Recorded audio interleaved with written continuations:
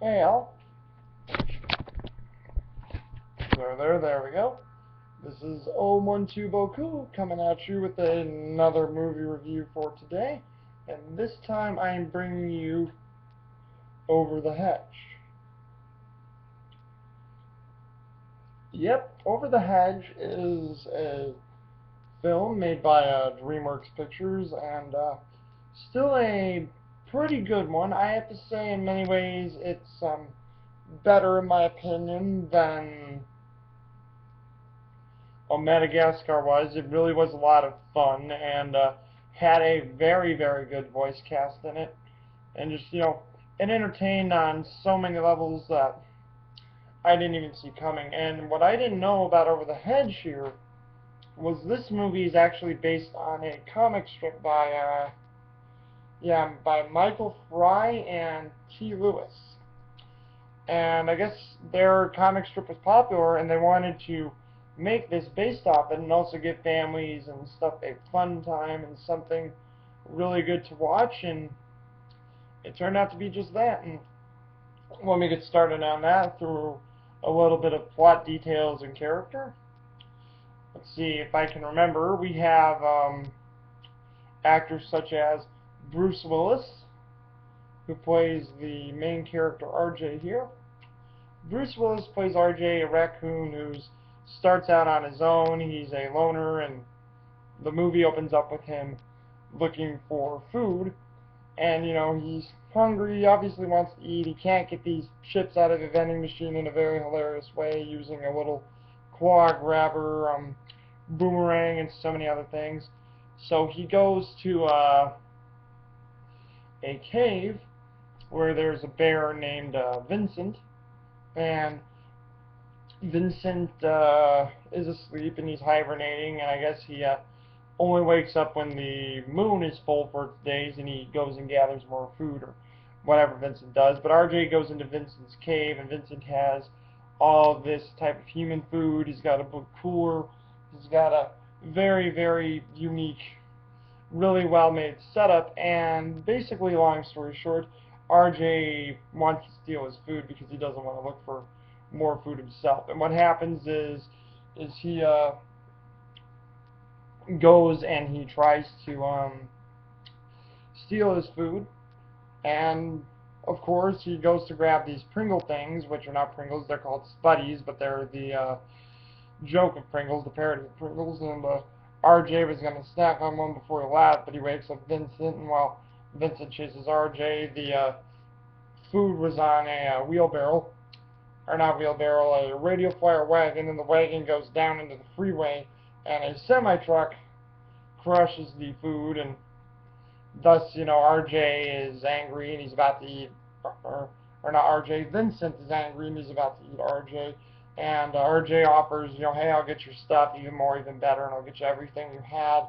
Then, Vincent accepts with him, and the rule is, you get my stuff by the time I wake up at the full moon, and if you don't, I'll kill you and eat you instead. So the ground rules are laid for RJ's character, and all that stuff ensues, and that basically leads RJ to finding the these guys here also in the cover, which is Hammy, Vern, and basically all the other characters in the Hedge, because there's quite a lot of few good characters, and I'll try to go through as many as I can, but just tons of them. So, and he basically tries to befriend them to get them to help him find the food that he needs. And let's see, there's we could start off with this one since I mentioned him. There's Vincent, who is voiced by Nick Nolte, who does a really good job as Vincent the Bear, being this overly tough but older animal, and it's funny to see a bear enjoy human food.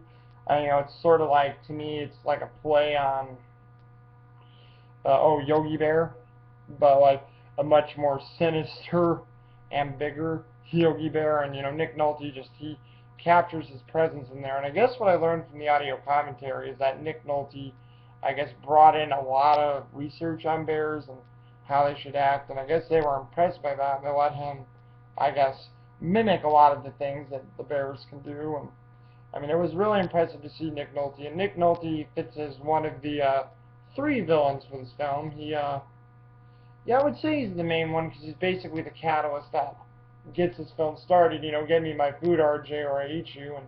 And he's just a very entertaining character in this movie, and Nick Nolte plays him very well. Then you have, let's see, when RJ gets to the Hedge, you have all the characters of the Hedge, which there's quite a few. You have the main one, Vern, who's voiced by Gary Shandling, and Gary Shandling does very good work. He's like the leader of this Hedge group, and as you can see, don't think I pointed him out, but Vern is the turtle there. He's the turtle, the reptile, as they're called, because I guess everyone calls Vern in the film an amphibian, and he's always saying, you know, reptile, I'm a reptile. And I guess some get it right, some don't, but other than that, that's like the running joke. But Vern is the leader of these folks in the Hedge, and of these other animals. I shouldn't say folks, but other animals. And he takes them out like every, well, you know, spring and summer they come out to gather food for the winter, and he's like the leader.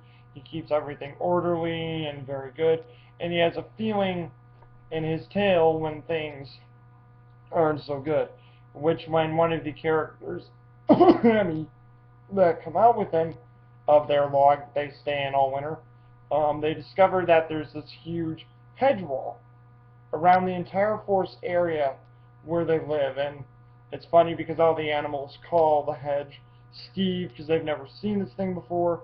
And what actually happened is a subdivision built this hedge all around them. So there's like only this little patch of forest that they consider a part of the nature. I mean, they could also go out further from the subdivision, there'd be more nature, but they are surrounded by, you know, a little patch within the subdivision. That's their home.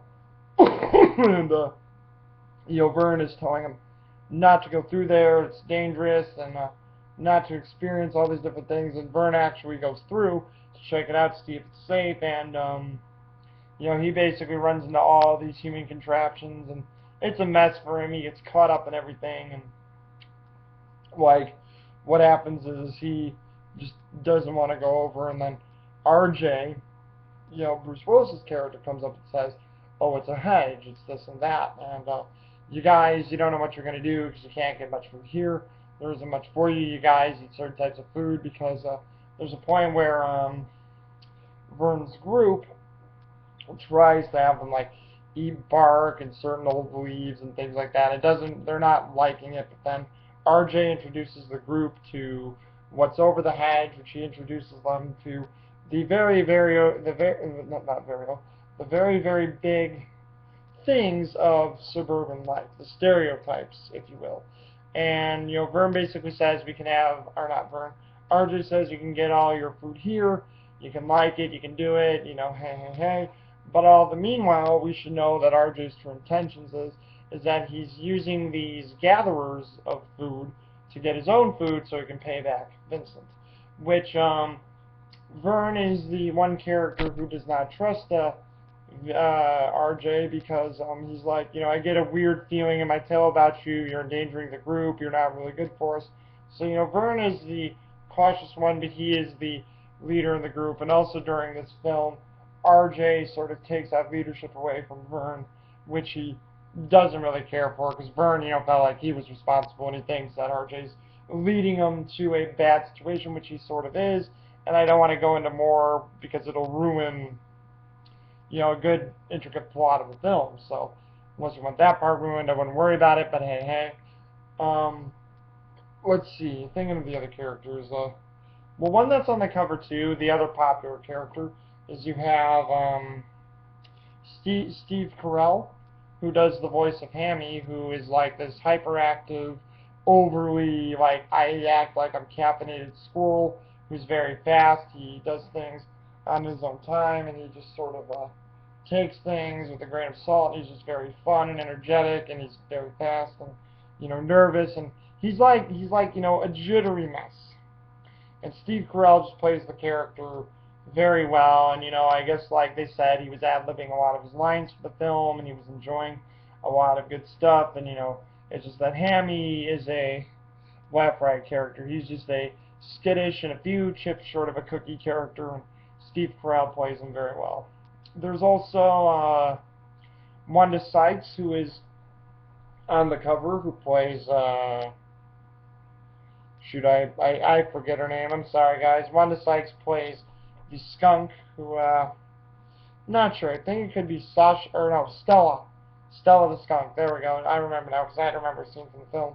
But she plays Stella the skunk, and Stella is a character who is looking for love but can't get love because she's a skunk and she always smells. And that's a quick little subplot. It's not really meant for her character, but that does come later on in the plot with one of the characters. And like she's like this tough squirrel, and she always like has like her like comedic side of her character, and all the other shows that she's been in come out to play, and she's just sort of like this tough character, and like I don't want no sass, and things like that from all the stuff that Wanda Sykes does. But Wanda Sykes played the role really well, and she was really good as Stella the Skunk, so I've got to give her credit because her character shined really through, and she was even nervous to do a voiceover work because Wanda Sykes is much like the 70 audio commentary. She's much more for her stand-up, comedian stuff, and not really for acting in TV shows or movies. So once again, she was a little nervous to do this,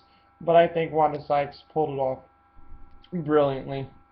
And let's see, there's also I can group these two together since they're part of a family. There is well, two groups of people I can do that with. There is oh yes, Eugene Levy and Catherine O'Hara, who play they're porcupines. They're male and female porcupines, and they have 3 children in their family. And they're like the typical Midwestern family, always bouncing off each other. The mother seems to have a bit more control. The father is the worker, but yet he can't really control the children.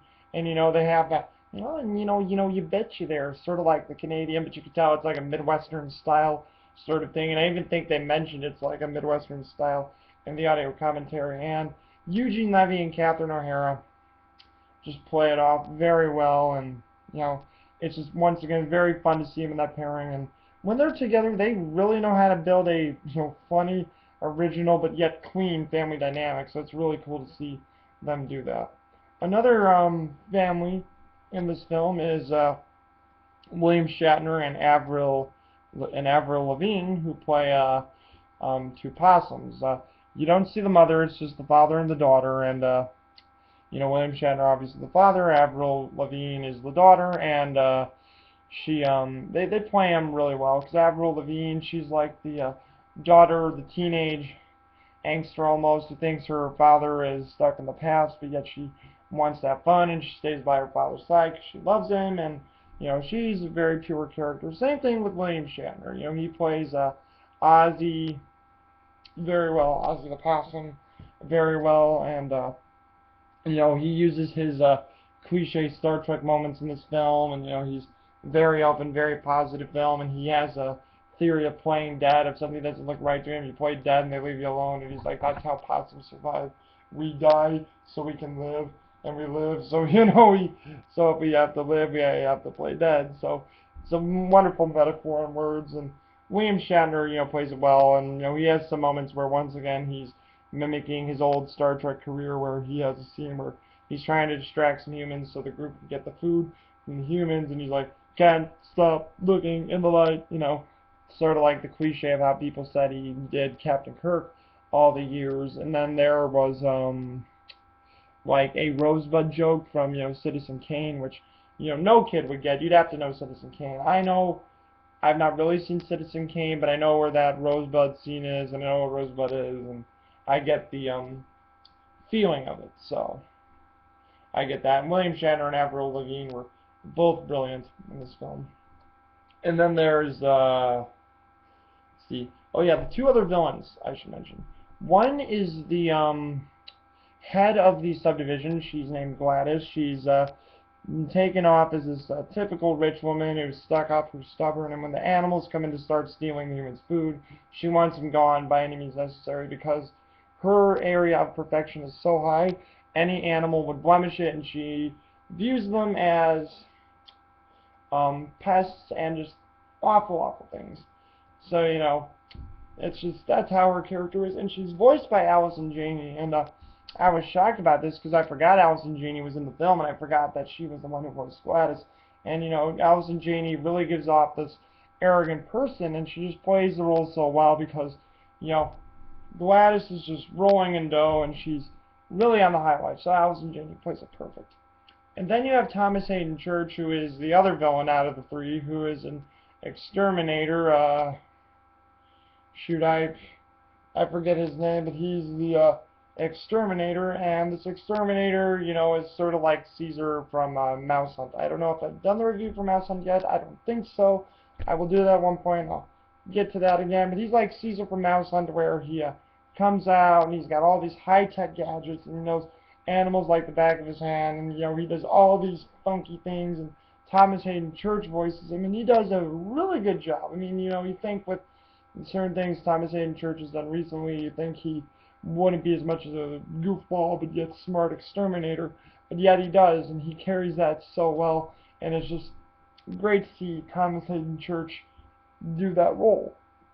And then finally, I forgot there is one character I want to mention because he's one of my favorite characters in the film.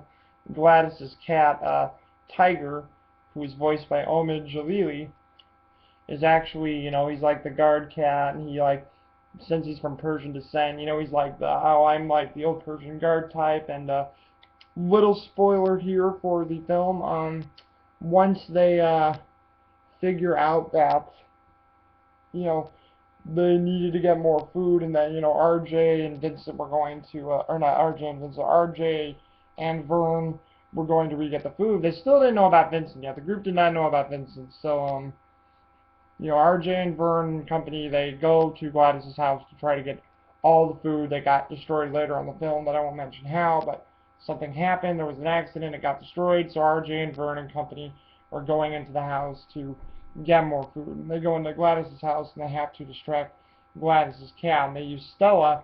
They transform Stella into a cat and plug up her butt with a cork so she don't smell. And she's distracting Tiger, and Tiger's getting into her, and Stella's sort of getting into him, and they develop this little relationship thing on the side. And all of Omid Jalili's lines, like the 7 commentary, are funny. It's funny just hearing him talk and act, and have all these great things, and it's just really cool to hear him be this character, and it works. He really works, and you can really see his performance come through with Tiger.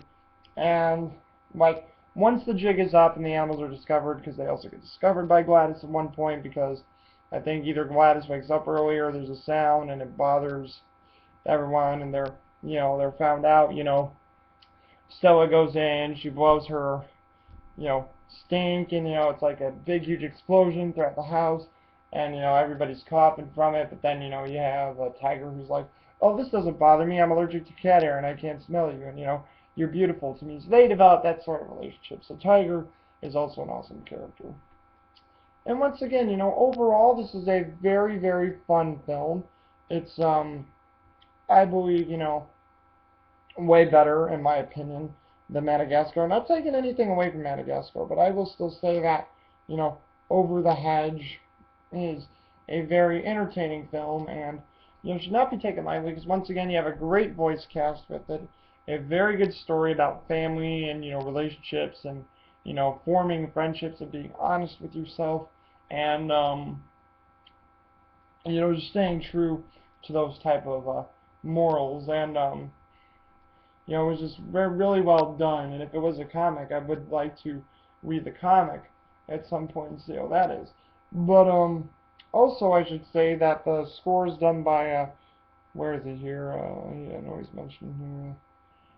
Oh, Rupert Gregson Williams, who I'm inclined to believe is a brother of Harry Gregson Williams. But Rupert Gregson Williams is a really good score with this film. It's very entertaining. It's fun. It's got some action-packed moments, and the score is pretty well done for this film. So I got to give Rupert Gregson Williams props. And also, they got Ben Folds from Ben Folds 5 to do the music for this movie, and his music actually works. It fits into the scenes that they put it into, and it actually is entertaining, and it works for the film. It gives it a nice flow and a nice scene for montages and in-betweens. So, I mean, it worked really well. And once again, for a film, that was made once again during the starting years of DreamWorks' best years and good stuff. I mean, because I still think they make good films, but I mean, this is when they were really starting to find their feet and compete really well with DreamWorks or Disney and Pixar. But other than that, very good film, and I have to say, if you've not seen this, check it out, give it a whirl, because I mean, it is pretty funny. Once again, the voice cast is great, and you never know how it could be. So I mean, you guys, let me know what you think of Over the Hedge. Was it good for you? Do you think it was better than Madagascar, or do you not think it was? Just let me know what you guys think and how things will progress with that, because I appreciate comments and would just like to know what you think of the movie in general. Alright guys, this is 012 Boku coming at you with the movie review for Over the Hedge. I will try and get back to you with another movie review very soon, okay? Alright, see you guys.